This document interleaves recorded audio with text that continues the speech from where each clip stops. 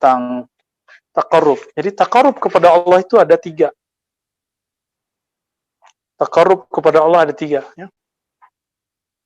Yang pertama taqarrub bil abdan, dengan tubuh fisik. Fisik dari mana? Tanah. Maka puncak tertinggi taqarrubnya badan adalah sujud. Puncak tapi kok di bawah? Aneh. Maka semakin merendah tubuh ini, semakin dia mencapai makom tertinggi. Itulah wusulnya badan. Jadi kapan kita wusul? Setiap antum sujud. Orang kalau sujud kepalanya di bawah kan? Berarti lebih tinggi, mohon maaf, bokong nih kan? Maka seharusnya kalau masuk ke kolbu, sujudnya kolbu adalah membuang kesombongan dalam kolbu.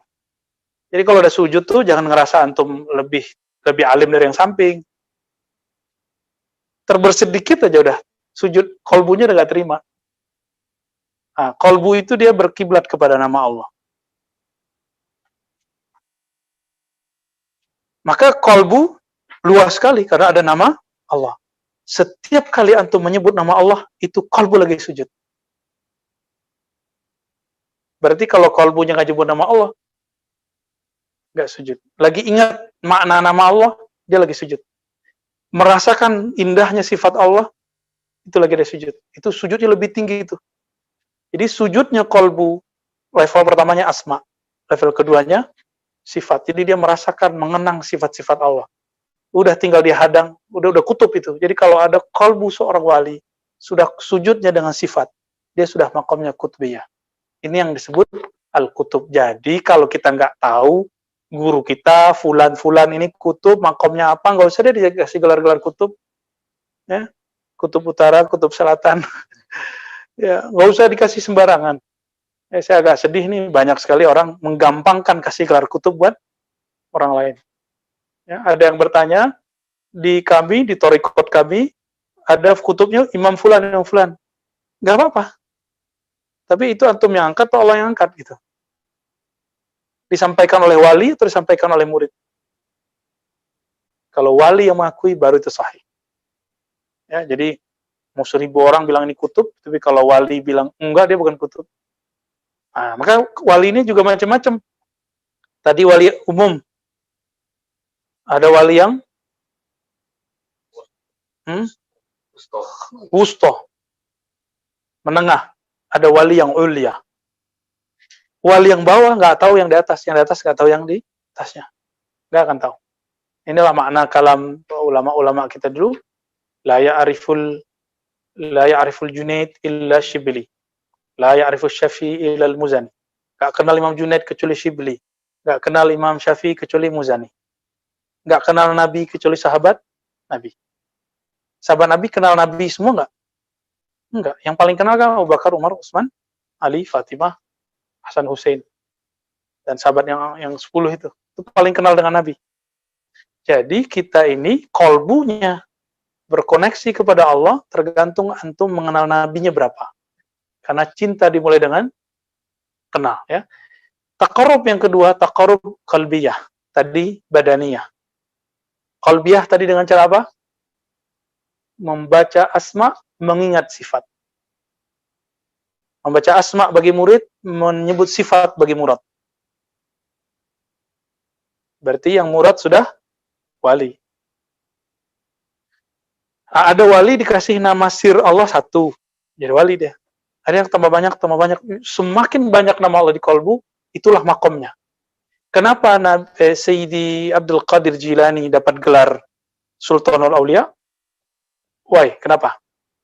Karena di kolbunya dipenuhi semua asma asrar, melebihi 99.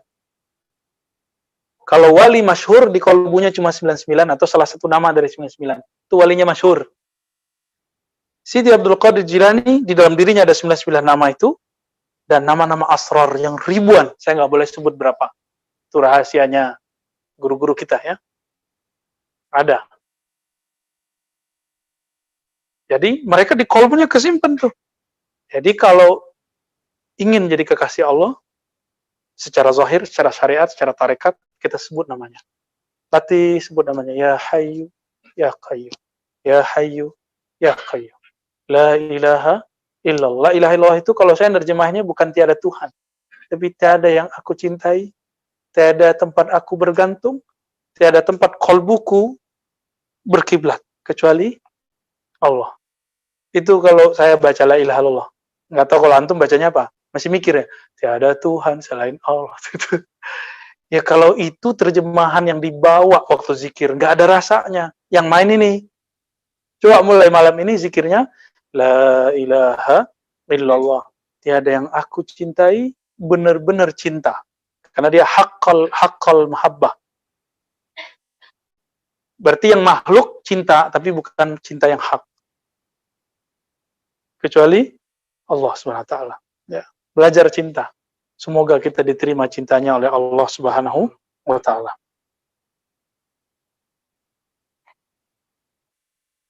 Nah, yang ketiga, taqarrub ruhiyah. Pendekatan ruh. Kalau badan ada tempat nggak? Ada arah. Arahnya ke mana? Kiblat. Tempatnya di mana? Ya, di masjid, di rumah, di bumi. Berarti kalau taqarrubnya badan bertempat. Oke. Taqarrubnya qalbu bermakna. Taqarrubnya ruh tiada tempat, tiada makna. La hulul wal ittihad. Enggak ada persatuan, enggak ada yang disatukan karena hanya Dia yang Maha Satu. Dan itu enggak bisa dibahasakan lagi, cuma segitu doang. Taqarrubnya ruh, maka taqarrubnya ruh, jika antum faham ini, tidak akan mengkafirkan Al-Hallaj. Ketika dia mengatakan tiada di jubahku kecuali Allah, itu ruhnya yang ngomong. Tapi dipinjamlah tubuh zahir. Kata tubuh zahir, tidak ada dalam jubahku, yaitu ruh. Kecuali ini ruhnya Allah, gitu. Siapa yang ngomong? Al-Hallaj. Berarti nggak menempati tubuh, toh? Nggak menempati jubah. Kenapa? Ruh tidak menempati badan, apalagi yang meniupkan ruh Allah Subhanahu wa taala. Kalau beres begini, kebayang nggak Allah bertempat? Kebayang nggak ada nggak orang-orang yang tidak sopan kalau mengatakan aku bersatu dengan Allah?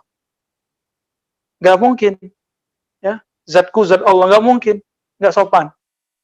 Walaupun pada hakikatnya ruh kita itu hembusan dari Allah itu sendiri. Tapi kan hembusan kalau saya sebut, itu kan masih ada rupanya. Kelihatan kan? Ada rupanya. Kalau Allah menghembuskan nggak begitu. Karena Allah transenden. Laisa kamislihi syai'.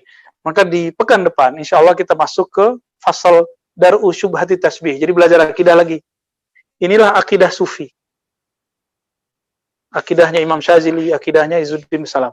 Nah, insya Allah ini satu pertemuan ini. 2 halaman ini, agak panjang ceritanya. Nah, di sini kita akan paham bahwa kalau sufi lagi mabuk ngomong begitu, dia ngomong di tahapan ruh. Cuma yang bergerak masih lisan. Nah, itulah terjadi pada Jalaluddin Ar-Rumi, yang terjadi pada Syekh Siti Jenar, yang terjadi pada Abu Yazid Al-Bustami. Kalaupun terjadi hari ini, sangat mungkin terjadi lagi. Karena itu bukan khusus bagi mereka, tapi khusus bagi siapa saja yang mau mencintai Allah Subhanahu wa taala. Saya rasa cukup ya. Udah jam berapa? Oke, ada tanya jawab? Mafi. Tapi antum mau jalan kan? Jadi antum jalan dulu deh. Ya. Baik.